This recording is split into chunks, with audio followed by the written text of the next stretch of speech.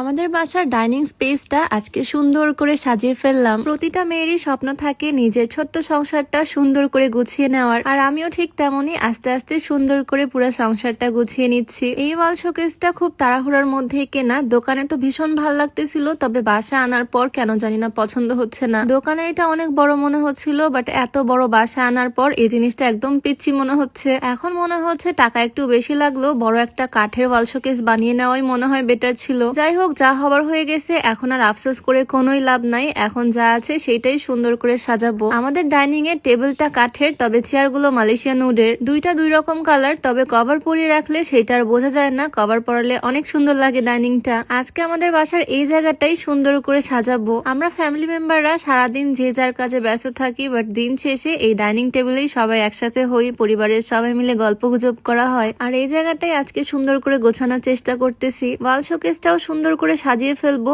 এই সবগুলো বক্সের মধ্যে আছে আমার বাসন কোসন, এগুলো সব আমার অ্যানিভার্সারিতে গিফট পাইছিলাম, তবে এগুলো এতদিন বক্সে রাখা ছিল। আজকে সব বক্স থেকে বের করব, এই ওয়াল শোকেসটাতে সাজিয়ে রাখবো। ওয়াল শোকেসটা কেনার সময় দোকানে আমার ভালোই লাগছিল, তবে বাসা আনার পর মনে হচ্ছে অনেক ছোট হয়ে গেছে। তবে সমস্যা নাই, এখানে একটা বড় ফ্রিজ রাখবো। পাশে একটা বড় ফ্রিজ থাকলে এই জায়গাটা দেখতে এমনিতেই ভরা ভরা লাগবে, মানে নিজেকে নিজে একটু সান্ত্বনা দিচ্ছি আর কি। যাই হোক, আমার গিফটের থালা বাসন গুলো দিয়ে আমি সুন্দর করে এই শোকেসটা সাজিয়ে ফেলতেছি। এগুলো সবই একদম নতুন, প্যাকেট থেকে বের করে সাজিয়ে রাখতেছি, কখনো ইউজ করা হয়নি এগুলো। এই বিশাল বড় বক্সে বিশাল বড় ডিনার সেট আমার আম্মু গিফট করছিল। এগুলো সব এতদিন বক্সের মধ্যেই ছিল, আজকে ফাইনালি এগুলো বের করতেছি, শোকেসে সাজিয়ে রাখবো। আমি তো টেনশনে আছি, এত বাসন কোসনের জায়গা হবে তো। এগুলো বাদেও আমার মাটির ডিনার সেট আছে, আরো অনেক বাসন কোসন আছে আগের। আমার শাশুড়ি আম্মুর আগের ডিনার সেটের বাসন কোসন আছে। তবে দুঃখের বিষয়, এই গিফটের জিনিসগুলো রাখতেই এই ওয়াল শোকেসটা একদম ভরে গেছে। এই যে আমার 3টা তাক সাজানোই কিন্তু কমপ্লিট। এইখানে শুধু আমার অ্যানিভার্সারিতে গিফট পাওয়া বাসন কোসন গুলো রাখা। আগের বাসন কোসন গুলো আমার শাশুড়ি আম্মুর রুমেই শোকেসে রাখা।